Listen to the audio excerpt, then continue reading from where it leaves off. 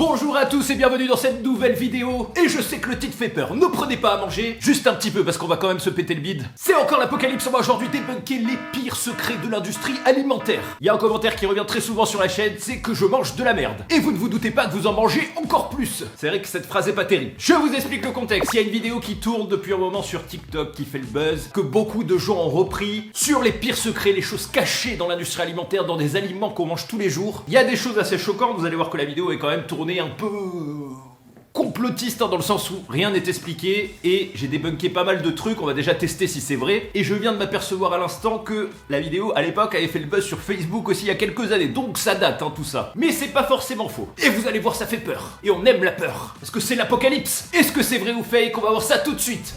Premier secret les amis sur les pommes bien rouges. Regardez-moi ça. Qui contiendrait donc, je vous traduis, de la cire. C'est pour ça qu'il faut bien laver les pommes. Et donc en versant de l'eau chaude, on peut voir que la cire fond. Alors est-ce que c'est vrai?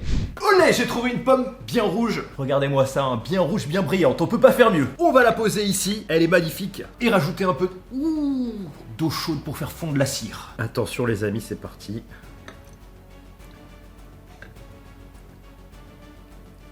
Et j'ai absolument rien eu le temps de boire. Mais l'eau est propre, elle n'est pas trouble, donc, comme je m'en doutais les amis, c'est faux. En tout cas en France. J'en connais donc une qui peut se régaler. Elle est tellement grosse qu'elle sait pas par où l'attaquer. Débunkage explication, est-ce qu'il y a de la cire sur les pommes? Et ben dans la réalité c'est possible. La vidéo provenait sûrement d'une pomme américaine où ils rajoutent aux États-Unis, il n'y a pas les mêmes normes qu'en Europe, tout un tas de cochonneries, notamment une substance qui est pas naturelle, une sorte de cire qui s'appelle...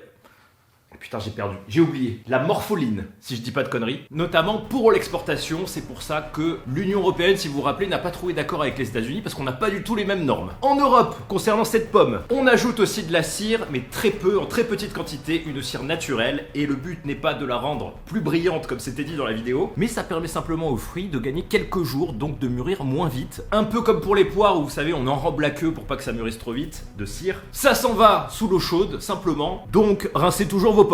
Second secret, alors apparemment c'est du Fanta. Si on met une lingette dedans, la couleur se transfère dans la lingette. Alors on voit quand même que c'est américain parce que je pense qu'ils pensent qu'il y a encore du jus d'orange dans le Fanta. Apparemment il y en a pas du coup, mais c'est quand même bizarre. On va vérifier ça. Et il est ici, j'espère que je l'ai pas trop secoué. Fanta.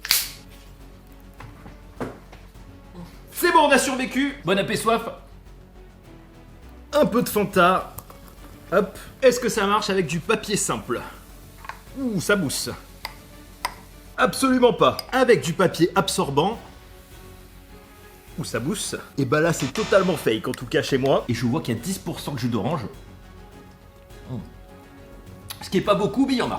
Débunkage, ce que je peux vous dire, c'est qu'on est en Europe, on a donc pas les mêmes colorants qu'aux États-Unis, mais il y a rien d'étonnant qu'avec un papier spécial, ça retienne le colorant, puisque ça fait une sorte de filtre. Mais heureusement, les normes européennes sont quand même meilleures. On le voit souvent quand on ouvre des rations américaines, les colorants, c'est infernal. Il y en a dans toutes les boissons. Et en Europe, on a de la caroténoïde. Le mec qui a trouvé le nom, il s'est dit, je vais me lâcher. C'est comme des carottes aux stéroïdes. Troisième secret, alors on a apparemment, du coup, une sorte de madeleine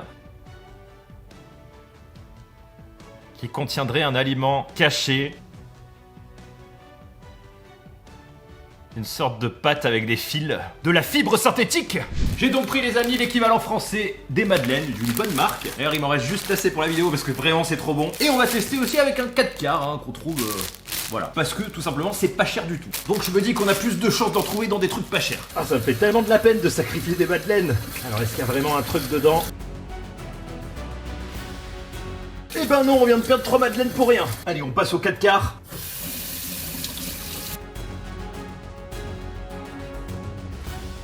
Eh ben non, on vient de perdre un 4 quarts. On peut donc manger en toute sécurité.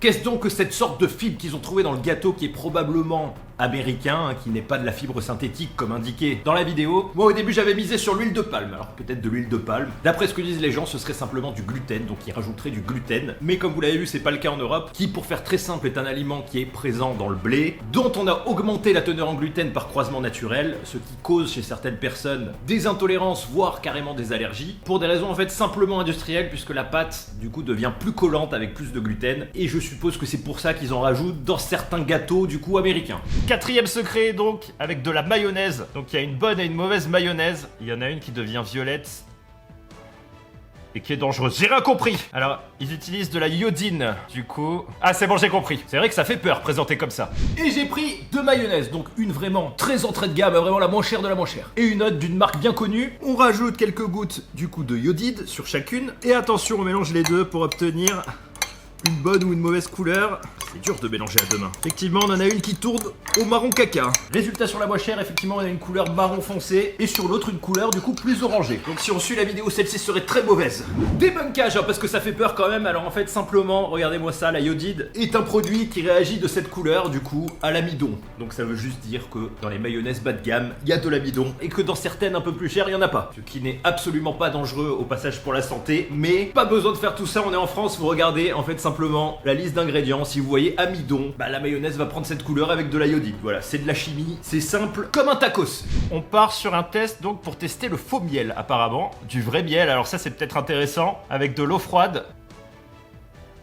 Donc le beau miel fait des vagues. Le miel est dilué avec le sirop de sucre. Et le miel naturel, du coup, créerait des alvéoles. Alors ça, c'est intéressant par contre à faire, je trouve. Ça, c'est vachement intéressant. Ça me paraît un peu gros quand même. La mémoire génétique. Pour ceci, j'ai 2 miels. Mélange de miel le moins cher, hein, Argentine, Bulgarie, Ukraine, Espagne. Et un miel 100% français avec un tout petit peu, 4% de gelée royale. Premier miel, on ajoute un petit peu d'eau froide et on tourne. Alors j'espère que le bol, pas trop creux.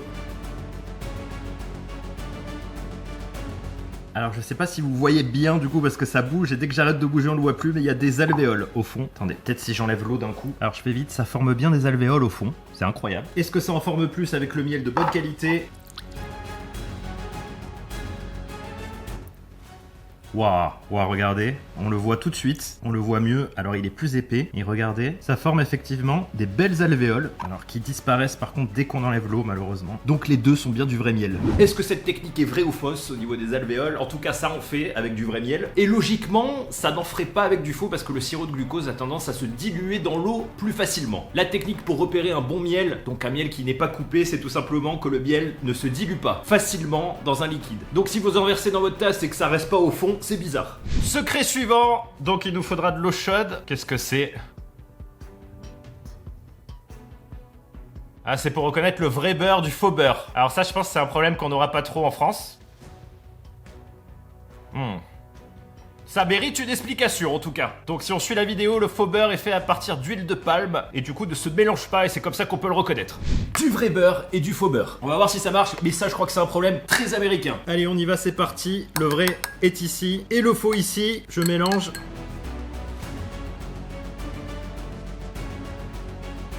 Et bah les deux sont quasiment tous dissous. Ouh, ça fait un truc bizarre. Non, c'est juste le gras qui remonte. Débunkage, alors c'est quoi cette histoire de faux beurre, de vrai beurre? En tout cas, ça ne marche pas, même avec du faux beurre. Si je ne dis pas de bêtises, c'est surtout qu'aux États-Unis, ils ont du mal à différencier la margarine du beurre. Je crois que ça a quasiment le même nom, voire le même nom, alors peut-être ça a changé. Mais en tout cas, le beurre américain n'est pas comme le beurre français. Donc nous, c'est un plat national. Vous avez vu que je n'ai pas utilisé de beurre salé pour ne pas fâcher les Bretons, mais j'ai dit vrai beurre. Donc ils sont fâchés. Et donc ils rajouteraient de l'huile de palme dans la margarine ou les beurres végétaux. Et ben la technique ne marche pas puisqu'il y a de l'huile de palme. Ça, c'est un truc que j'ai appris. Regardez bien les boîtes parce que là on a un truc de margarine avec écrit oméga 3, donc soi-disant bon pour la santé, avec 50% d'huile végétale dont de l'huile de palme quand même. Quand il n'y a pas d'huile de palme, c'est écrit en gros. Donc si vous prenez de la margarine, je ne sais pas pourquoi parce que le beurre est meilleur, mais peut-être que pour des raisons de santé, attention à l'huile de palme.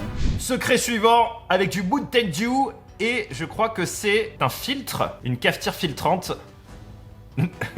Bon, quand même, sur notre chaîne, je pense qu'on a testé je sais pas combien de filtres. Il y a absolument rien d'anormal. Le colorant, on l'avait vu, du coup ça sert à rien que je le teste, dans les pailles filtrantes reste bloqué. C'est-à-dire que vous aspirez même du martini, le martini, il y a plein de colorants. Le colorant et aussi une partie du sucre va rester bloqué à l'intérieur du filtre. Le problème c'est que ça fout un filtre en l'air à chaque fois. Sa cafetière est morte. Voilà, il suffit d'expliquer, c'est normal, hein, c'est plein de colorants.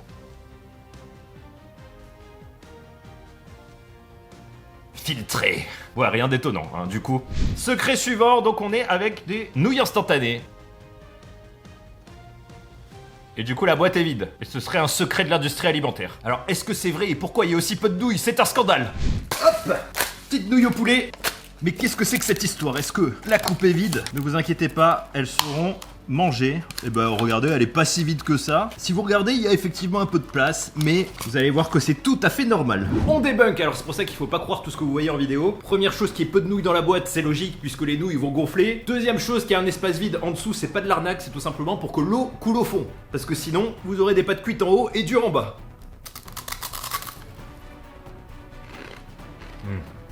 Secret suivant donc avec du cottage cheese. Le cottage cheese c'est incroyable au passage les amis. C'est dur à trouver en France mais c'est incroyable. C'est un fromage anglais avec des petites boules. Et j'ai pas compris ce qu'ils ont fait, du coup je l'avais dans la tête. Mais il y en a un qui devient noir et l'autre qui devient orange. Et qu'est-ce qu'ils ont fait? Ils ont rajouté de la iodine. Et apparemment ça détecte qu'il y en a un qui est pas bon et l'autre est bon. Oula, faut qu'on débunk tout ça. Bon, il y a rien d'extraordinaire, hein, vous l'avez compris. Ça veut dire que dans un fromage il y a simplement de l'amidon. Pour ça il suffit simplement de regarder les ingrédients. Mais y en a-t-il caché? J'ai pas trouvé de cottage cheese, mais on va tester sur de la ricotta. Je n'ai trouvé d'ailleurs aucun fromage où il y avait de l'amidon. Et là je viens de penser, peut-être qu'il y en a dans les sticks, mais pas sûr. De toute façon c'est pas dangereux. Est-ce que notre ricotta contient des aliments cachés? On va en mettre beaucoup, comme ça on verra mieux la couleur. Et on mélange.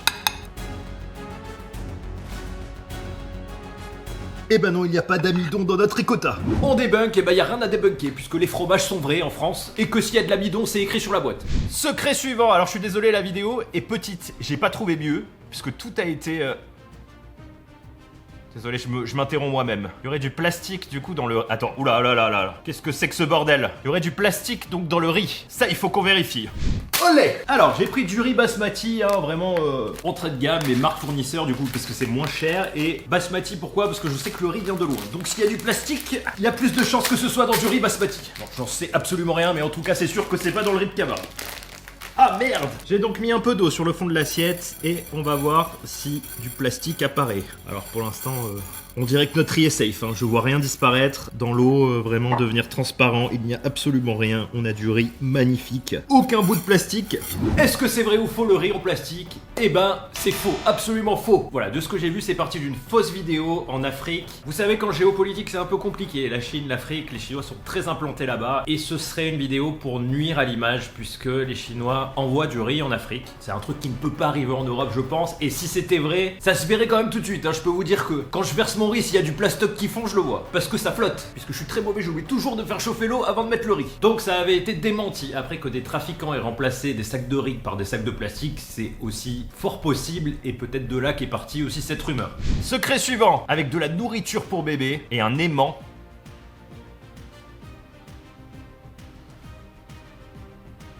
Donc les bébés mangeraient du métal. C'est du calcium fortifié apparemment. Va falloir qu'on débug tout ça parce que la vidéo fait très peur, hein.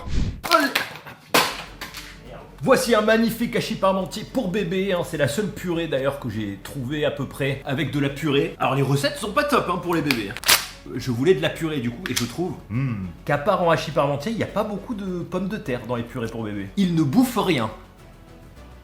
D'ailleurs les portions sont petites. Ah c'est pas bon, c'est pas salé. Ah c'est vraiment pas bon, hein. Heureusement on a tous grandi, plus personne s'en rappelle. Et je doute fortement de cette vidéo, hein, parce que c'est quand même un des trucs les plus contrôlés au monde. Et j'ai un énormément, hein. Je peux vous dire que s'il y a du métal, on le verra tout de suite. Donc je repousse tout au fond pour réunir les soi-disant parties métalliques au fond et du coup les regrouper. On magnétise le hachis parmentier, on récupère tout et on envoie tout dans le coin. Et bah résultat, il n'y a absolument rien, hein, bien sûr, heureusement pour vos enfants.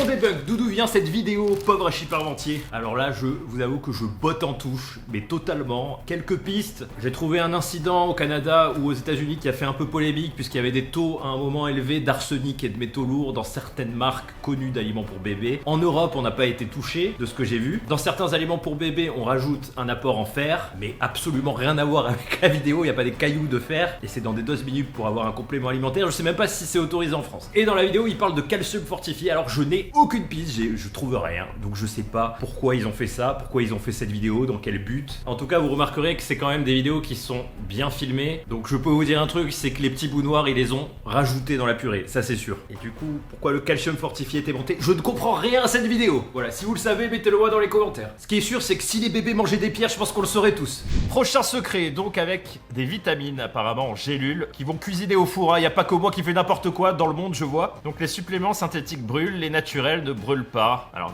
vitamines en gélules et naturels, c'est quand même deux mots qui vont pas ensemble. Je pense que si vous mettez vos médicaments au four, hein. J'ai jamais essayé, mais ça fait la même chose, donc il y a rien de foufou à ça. Hein. Secret suivant, ouh, le beau steak. Ou la belle viande, ce n'est pas du gras. Alors déjà la viande est crue, faut bien la faire cuire. Ce serait de la glu. Alors là je pense que je fais pause parce que là ça va trop loin. Alors peut-être que dans certains pays ça s'est fait à un moment de la falsification de viande, mais en France quand même ça sert à rien de tester. Hein. On met pas de la glu dans la viande. À la limite rajouter de l'eau dans les poulets, mais pas en France. Mais je sais que ça se faisait aussi en Asie. Vous voyez la vidéo elle part un peu loin quand même. Prochain secret avec de la glace à la vanille, du citron. Et ça mousse. Oula, alors attendez. Là, la glace qui mousse contient du savon. Et la bonne glace qui mousse pas ne contient pas de savon. Hop, glace à la vanille. J'ai pris vraiment l'entrée de gamme, la moins chère. On va faire le test. J'ajoute du jus de citron dessus. Est-ce que ça mousse? Pas du tout. Pas du tout. On débunk. Je n'ai absolument rien trouvé dessus, mais... Du savon dans de la glace, c'est quand même gros. Regardez comment ils appellent ça, de la poudre à laver. Qu'est-ce qu'on peut mettre dans l'alimentaire du coup qui produit des bulles? La logique me dit que c'est peut-être du bicarbonate. Du coup, ce qui n'est pas dangereux pour la santé. Surtout avec le terme poudre, vous voyez que la vidéo elle est quand même tournée pour faire flipper.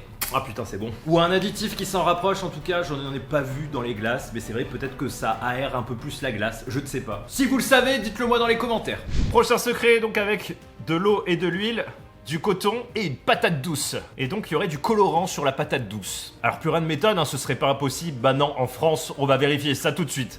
Et j'ai trouvé, regardez, une belle patate douce. Un peu d'huile, un peu d'eau, un coton. Et attention, on frotte notre patate douce.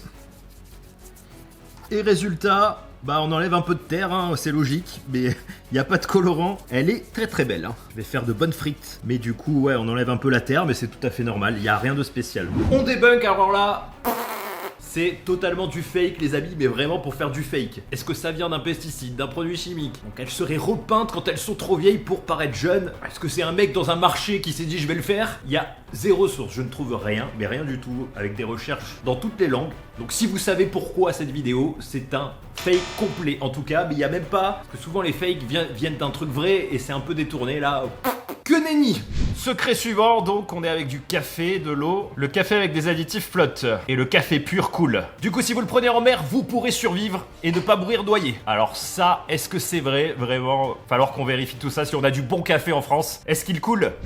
Hop, j'ai acheté 2 cafés, donc le moins cher que j'ai trouvé, et une marque qui était d'ailleurs assez chère. Est-ce que ça flotte ou ça coule? Allez, attention, c'est parti.